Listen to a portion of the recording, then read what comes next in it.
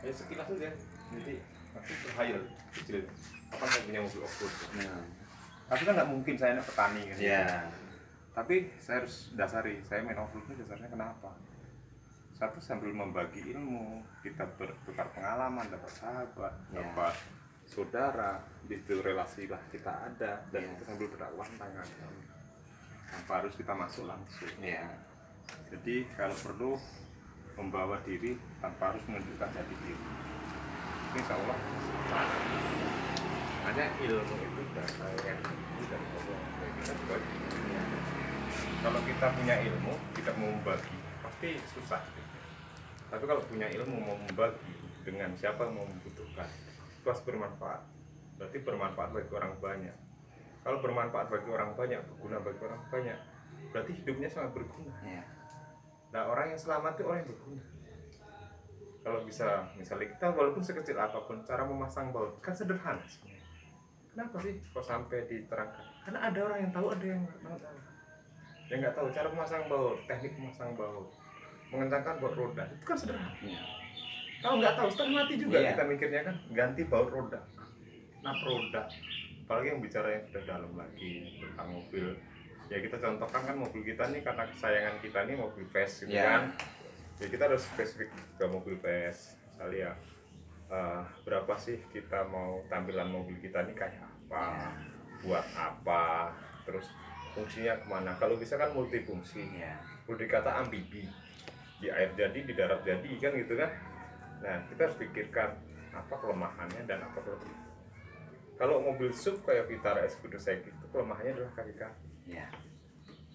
Sasis ketebalan cuma 2,98 jadi terus bahannya adalah galvanis dan besi, campuran besi dan galvanis. Dia sangat tipis dan rentang. Kan terus rempot di bagian kuda-kuda diperkuat kan gitu kan, karena di situ bagian yang paling rapuh. Ya. Sekali hentakan tumburan gini pasti bengkok. Itu yang diperkuat. Terus kedua seperti ya kalau masih pengen sandarkan pakai sayap ya kita perkuat sayapnya, rubah sudut. Misalnya pengen ban besar, berarti kok si pijon kita nggak bisa lebih ukuran yang kita kan. Perbesar ban, perbesar juga kekuatan kaki-kaki. Besar ban, kaki-kaki nggak kuat sama aja bohong. Nah untuk Vitara standarnya paling pas ya 23,5. Kalau sudah 31 itu udah kecenderungan pasti hancur spijonnya, karena kekuatannya sudah tidak seimbang lagi. Pabrikasi menciptakan si pijon itu untuk kekuatan kapasitas sekian. Saat kita rubah kapasitas diperbesar, akan berdampak pada posisi kerusakan pada spare part tersebut. Nah mesin 16 kenapa bisa untuk ban 33? Kan sulit itu sih. Itu 35 pun bisa. Kalau ukuran as Vitara itu kan diameternya udah besar juga. Cuma surinya aja yang 26 pieces. Tapi 26 pieces itu sudah mewakili kekuatan yang lainnya. Asal bagi-baginya pas. Roda 33, final gear kita harus low 843 1/5. TC-nya kita harus low. Transmisi TC-nya low. Otomatis juga mesin ringan. Tanpa harus mengubah konstruksi mesin. Tapi kalau merubah konstruksi mesin, akhirnya pasti berubah. Total kan gitu. Sedangkan ini mesin segini aja kalau kita ganti ban 33 sudah tidak mumpuni. Pasti patah mematah. Tapi kalau kita perhitungkan, kalaupun kita masih sayap, ya kalau itu aluminium, ban aluminium, kekuatan aluminium 16 dengan ban 23,5, ya harus kita ubah dengan konstruksi yang lebih kuat. Dengan besi, lapisan besi, sistem perakitan walaupun itu custom, karena nggak ada yang jual. Nggak ada yang jual. Custom, tujuan custom apa? Memperkuat dari konstruksi yang lama menjadi yang lebih kuat.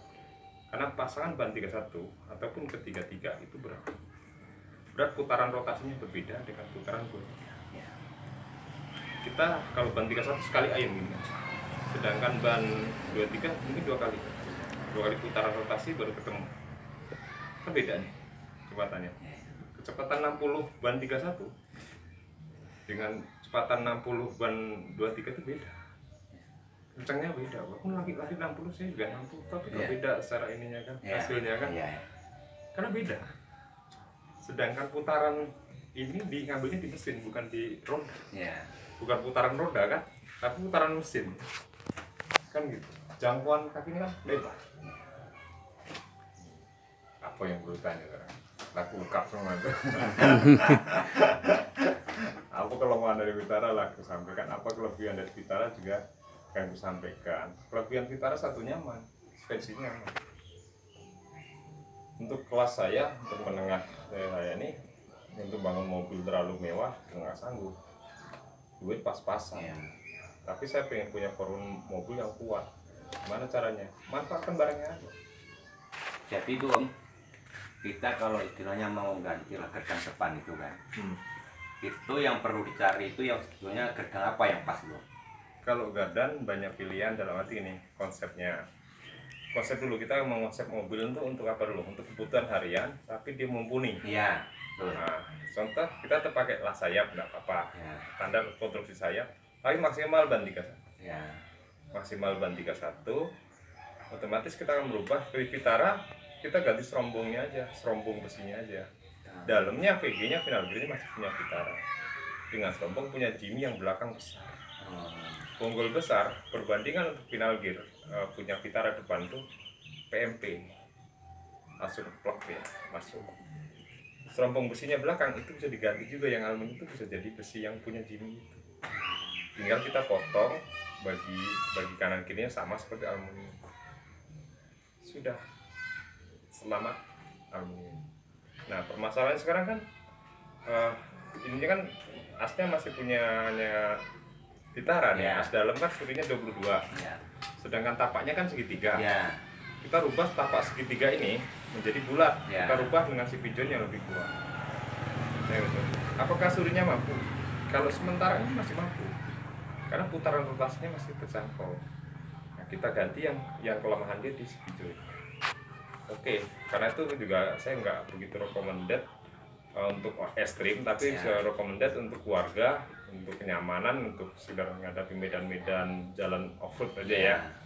Bukan jalan nothing back ya, bukan jalan-jalan ekstrim yang tidak ada jalan kita lewati, bukan. Tapi jalan becek, terus ada sedikit lumpur karena gerusan ban dari mobil lain, nggak apa-apa, bisa. Itu perbedaannya di situ. Kalau rigid, kenapa saya cenderung untuk yang ekstrim saya sarankan untuk rigid, karena rigid sendiri itu sudah mewakili kekuatan depan. Benturan hentakan itu di bagian depan, bukan di bagian belakang. Belakang itu mengikuti. Depan itu pasti hantaman pertama. Kedua kemungkinan besar dia tergantung bannya. Itu kan putaran rotasi dia lebih cepat. Saat kita los gas dia krrrr. Itu bisa terjadi. Nah kalau rigid itu tepatnya dia solid, dan solid dia satu. Dia mutar juga mutar. Baru tergantung itu dia mutar. Bawah kita kembali. Kan dia solid, lebih nyaman. Kalau di medan off-road. Tapi kalau di medan biasa ya orang lebih cenderung pakai sayap aja. Karena itu katanya lebih nyaman. Sebenarnya sama aja nyamannya. Yang membedakan nyamannya itu adalah di kunci suspensinya, shock dan pernya. Berapa per yang kita pakai untuk mobil berat misalnya 1,5, 2 ton atau 1,8 itu beda. Makanya saya sarankan ini pernya Fortune belum tentu cocok. Karena berat kendaraannya beda. Kalau mungkin punya saya Fortune pas, karena apa? Berat mobil saya udah 2 ton.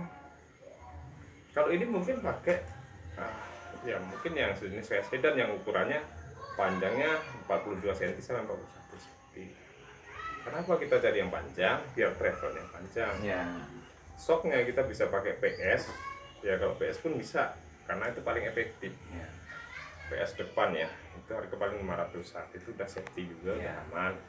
Ya kalau yang lebih ya pakai Procom atau pakai yang di atas juga ada. Kalau yang berduit ya pasti pakai King kan gitu, karena 30 juta kan itu. Terus saya harga mobil shocknya kan ada yang kayak gitu.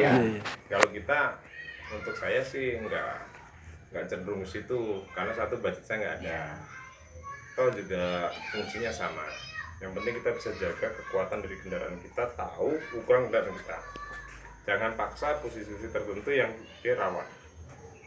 Tahu posisi pigeon kayak gitu jangan maju mundur, wah maju mundur, wah hancur. Pasti hancur. Sedangkan rigid aja kalau maju mundur juga hancur. Betul lah.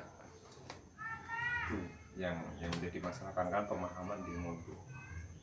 Saya sudah banyak pertanyaan di YouTube saya sendiri juga sama, kaki dan kaki. Kenapa mereka menanyakan soal kaki Vitara? Karena dia sub. Mobil itu lahir tuh sub, bukan 4 kali lipat yang untuk ekstrim atau seperti TAP, seperti hardtop, bukan sekelas itu. Itu mobil sub. Yang jelas mobil itu kalau di luar mungkin dulu kan buat di es dan sebagainya kan, sedangkan di sini musuhnya lumpur hidup, lumpur mentah, tanjakan vertikal yang enggak maksudnya buat kendaraan sudah normal lagi, dipaksa pun tidak akan ketemu lagi. Ada lagi yang mau ditanya tentang mobil.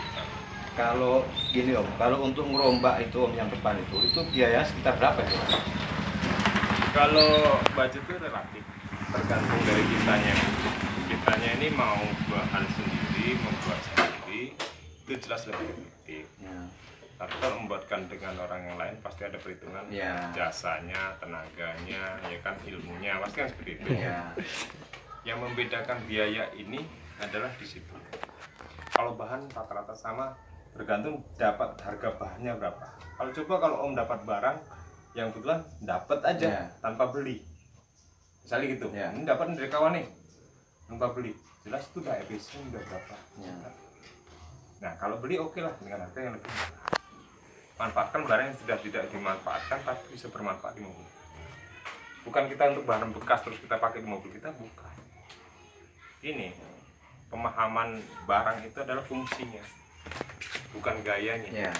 Kalau fungsinya pasti ketemu, manfaatnya apa sih kita beli barang. Misalnya kita beli HP ini manfaatnya apa? Buat nelpon, buat WA dan sebagainya. Saat ini tidak ada sinyal, pengguna tidak apa, sudah hilang fungsi dia. Hilang fungsi, sudah sekian hilang fungsi. Begitu juga dengan mobil. Beli barang manfaatnya dulu, baru nak mereknya apa setelah mau merek yang lainnya. Yang penting fungsi dari barang tersebut bermanfaat dengan baik, tidak harus mahal. Nah kembali ke budget, kembali lagi cara kita mengadopsinya dari mana, bagaimana. Kalau analisa kita efektif tuh kalau orang dibikinkan pasti lebih mahal. Kalau bikin sendiri saya yakin paling 12 juta, nggak nyampe, udah kadang dikit. Itu udah bisa sampai segitu kalau bikin sendiri, karena tenaga tidak bayar. Secara ini tidak bayar. Cuma yang akan jadi beban itu kan ilmunya kan. Ilmunya harus ditanya pada yang lebih paham. Karena kalau sekali salah itu ngulang. 2 kali kerja, ini apa nih dapat serombong banci, potong, sambung punya Vitara, bikin asnya, ganti surinya, rubah, plug, bikin arem, pasang sok yang dingin, pakai forkut, pakai PS atau pakai apa bisa. Pernya juga bisa pakai yang jelas ulirnya lebarnya 12, besarnya kalau bisa 10, itu maksimal untuk Vitara pas, jangan terlalu kecil. Karena ada yang dapat kecil kan, ulirnya kecil, terus rumahnya kecil. Rumah kita ukurannya 12 lebarnya. Untuk susu posisinya itu 12 cm. Kalau lebih kurang dari 20 cm ya nggak masuk. 10 itu pasti sempit ya. Dan nanti akan berbunyi krik. Nah, itu pengaruh. Ya paling Maestro bisa, yang bisa diadopsi ya. Terus kayak Nova bisa. Ya kalau udah besar berat Fortune. Kalau masih ringan ya sedan aja. Sedan aja enggak ya. Sedan Maestro, sedan ini kan ada juga yang panjangnya 42 cm ya. Itu lembut. Untuk keluarga, karena kan dengan masih keluarga masih nyaman. nggak bunyi gitu kan napasnya Kalau kan Innova ini untuk keluarga keras Om. keras karena bobot kendaraannya kan Iya. belum sampai segitu. Dia untuk 18 berat kendaraan 17 1,5 itu mungkin pas.